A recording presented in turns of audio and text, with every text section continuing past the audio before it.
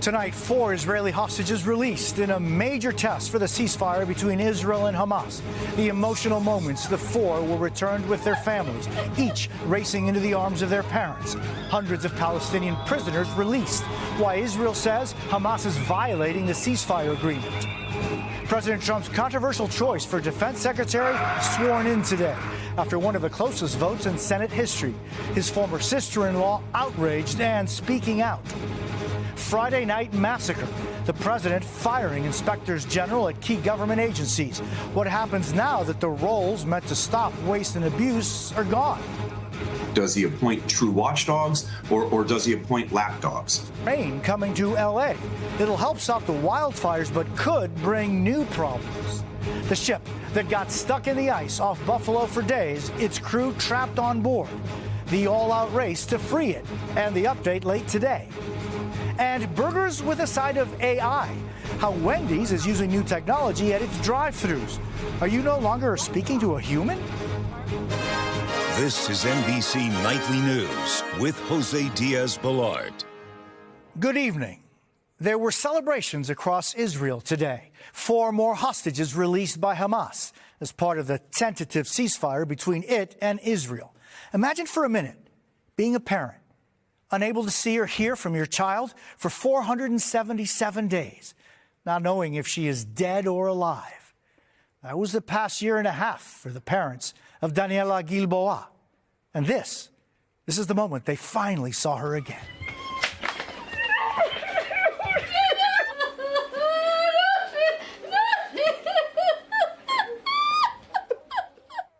There were 3 more equally powerful reunions today. Families together again. But the war is far from over. Some 100 hostages still remain, including 3 Americans. And there were new tensions today, signs that the tentative ceasefire is very much that, tentative. We begin tonight with Raf Sanchez in Israel. It was a Hamas production choreographed to the very last detail. 4 female Israeli soldiers marched on stage in costume uniforms, waving to the crowd, then handed to the Red Cross.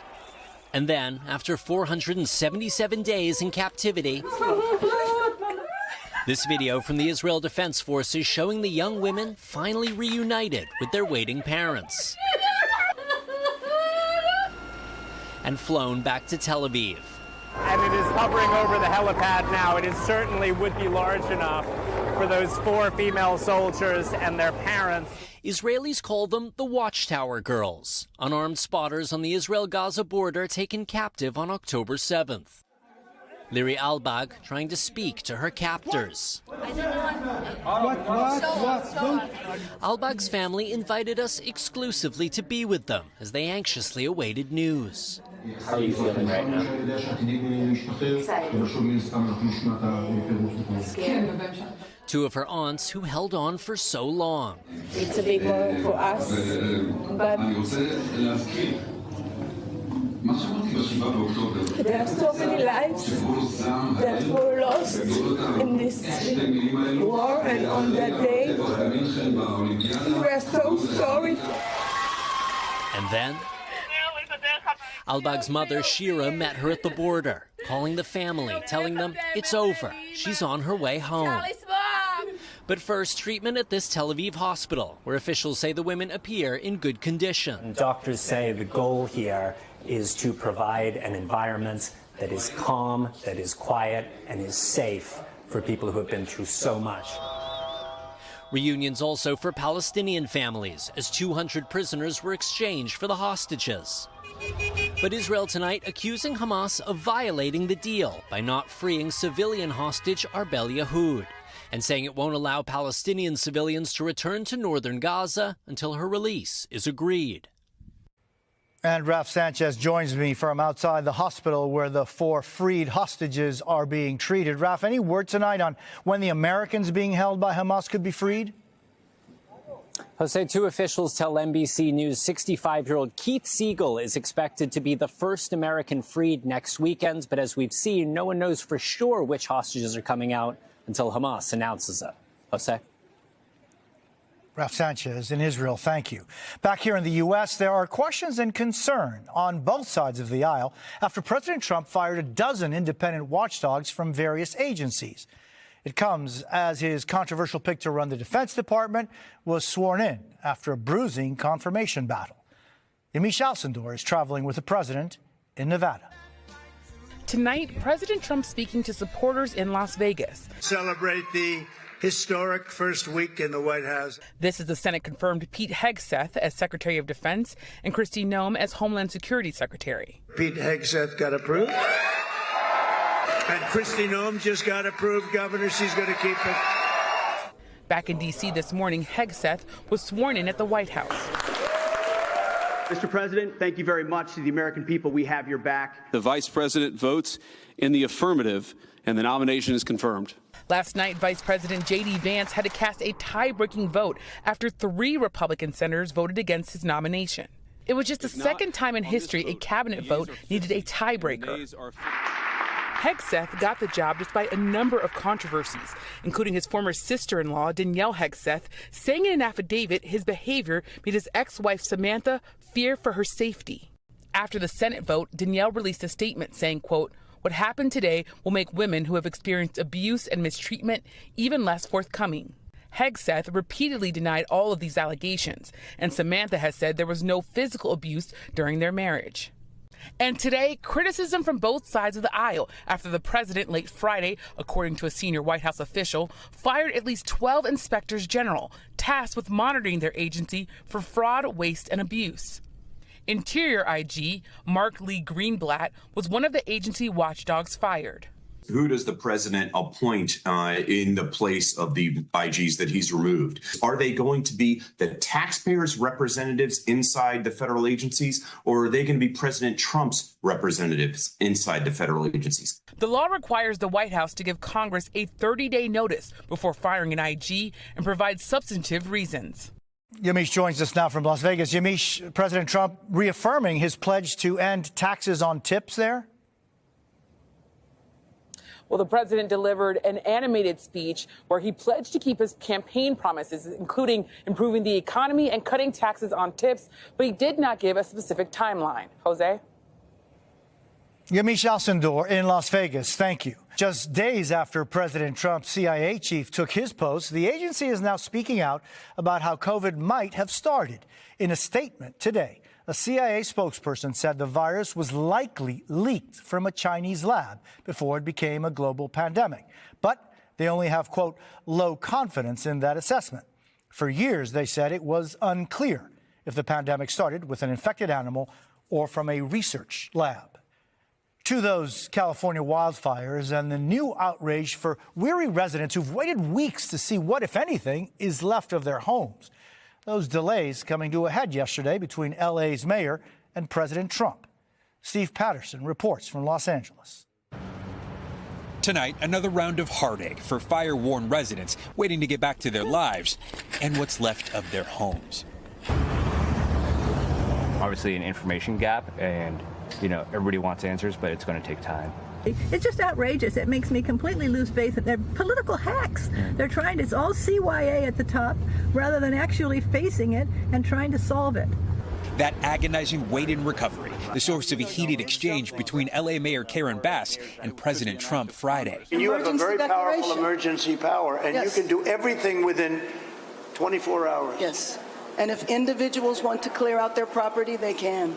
But we can't even get in here without Trump. Yes, but you know that you will be able to go back soon. But how? When? Mr. President. We think within a week. The most important thing is for people to be safe. They're safe. Part of that safety plan, a comprehensive sweep from the EPA, cleaning hazardous waste from the worst impacted communities. We don't want to do any of this type of activity out there in the middle of the community. We bring it here to safely process all of the different material. One more. And with rain in the forecast, neighbors are preparing for the possibility of disastrous mudslides. My house burned down, and right now we're going to go protect my grandmother's house above Altadena. These sandbags are going to prevent a lot of water from getting into the houses that are now standing. A cycle of anxiety for so many still seemingly trapped in the never-ending worst day of their lives. And Steve, with the rain, authorities are worried about more than just possible mudslides. Yeah, Jose, there is a real concern about all the toxic debris left over from a fire like this, that it could run off into nearby waterways, even the ocean. So around those burn scars, there is a concerted effort to build berms and barriers ahead of the rain. Jose? We're back with a major update to a story we've been tracking. A massive ship and its crew have been trapped in the ice of Lake Erie for days. Ships from 2 countries racing to free it. And late today, movement. Tonight, this massive freighter inching forward, finally on the move. The ship, called the Manitoulin, had been trapped in the ice off Buffalo for days. Today, an all-out effort set it free. Coast Guard ships from the U.S. and Canada circling it, breaking up the ice, some of it 4 feet thick, that had surrounded it. A helicopter tracking it from above. The Manitoulin was leaving Buffalo on Wednesday when the quickly forming ice brought it to a standstill, trapping it and its 17-person crew.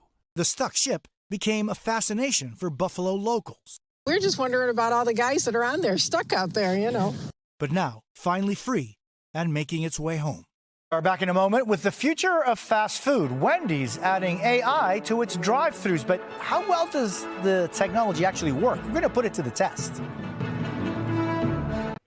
There are more high-tech changes coming to fast food chains. Some Wendys now using AI to take your drive-thru orders. But does it really work better than talking to an actual human? Our Adrian brought us, got an exclusive behind-the-scenes look at the new technology and put it to the test. It looks like a typical drive-thru. You can start placing your order when ready. Can I get a number 8, please? But the voice taking orders at this Wendys, what dipping sauce, is actually powered by artificial intelligence. Did you know who you were talking to? Yeah, it was a robot. It's part of the future for Wendys. They call it Fresh AI. We're always thinking about what is the right technology that solves the right problem at Wendys. Here's how it works. A customer drives up and talks into this speaker. Hi, welcome to Wendys. Feel free to order whenever you are ready. The AI takes the order, listening and responding to questions. Can I get 2 double stacks? Inside, human workers watch a monitor as the order comes. Then they prepare the meal. We went through the drive-thru to see how it works. Hi, I would like 6 regular nuggets and 6 spicy nuggets. Spicy nuggets here, regular nuggets here. Let's try it again. On this run, I tried to trip the AI. 5-piece nugget. Ordering something not on the menu. That's when a human stepped in to help. I do apologize about that. We only have 4, 6, and 10-piece nuggets. In 2023, Wendys started offering AI drive-thrus. Now, nearly 100 across 19 states, with more on the way. If I wanted to order in French, could I? You cannot currently order in French. You can, however, order in Spanish. It's part of a growing trend as the food industry goes high-tech. More and more chains installing self-serve kiosks like these to place your orders. Some Sweet Green locations have automated kitchens creating salads. Chipotle is testing robots to prepare burrito bowls. McDonald's also experimented with AI drive-thrus and then took it off the menu. The company saying it may revisit them in the future. But Wendys partnered with Google Cloud to create their tech. It uses generative AI, which means it's always learning and should improve over time. But it does raise concerns for some people. I hate to see somebody lose their job. Could it put humans out of work? It's always been an assistant, never a replacement. Which drink? Customers who spoke with us seem willing to give it a chance. Took my order just like it would normally and seemed a little faster. A new trend driven by technology. Please pull up to the next window. Adrian Broadus, NBC News, New Albany, Ohio. There's good news tonight. You know, so often the good news doesn't get as much attention as the bad. So every Saturday we highlight the many people who spread joy and love. These are just some of those stories this week. This is a joyful reunion more than a year in the making. That's Erin Jackson, who flew all the way to New York City from Arkansas to keep a promise she made to a stranger named Sue. The two met at a Brooklyn restaurant back in 2023, hitting it off and making a pact to meet at the very same place a year later. Remarkable because they never exchanged numbers or any other information. But both kept that promise, taking a chance and showing up for a dinner they'll never forget. I want you to meet my best friend, Sue. Happy birthday to you. And talk about surprises. Happy birthday, dear Kathy. The kids at Oregon's Merrill Elementary throwing a 70th birthday bash for beloved longtime custodian Kathy Eitram, letting her know just how much she means. I'm well loved. That's what I've taken away from it, is that I'm well loved, that these kids love me as much as I love them. There was this special delivery for firefighters in Huntington Beach, California. Dear firefighters, thank you for your hard work. Dozens of letters. Thank you for helping people in need. From third graders at Franklin Town Charter School in Philadelphia, thanking them for all their hard work battling those devastating wildfires. An honor from afar for these heroes. The thought that went into these is truly amazing. You know, these kids certainly care for people that they don't even know.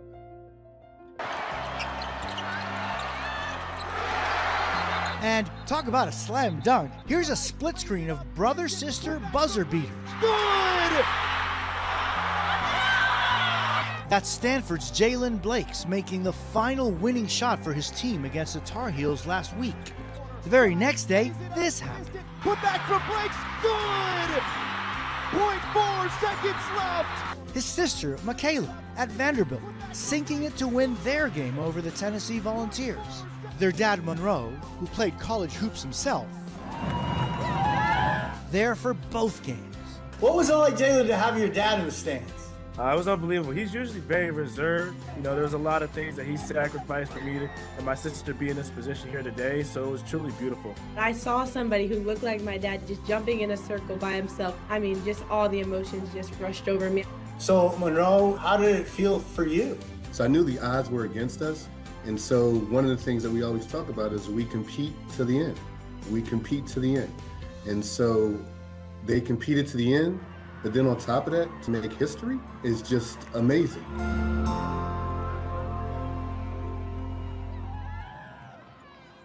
That's NBC Nightly News for this Saturday. Hallie Jackson will be here tomorrow night.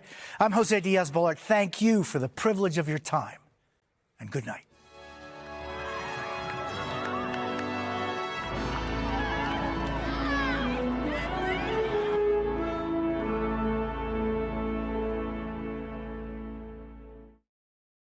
Thanks for watching. Stay updated about breaking news and top stories on the NBC News app or follow us on social media.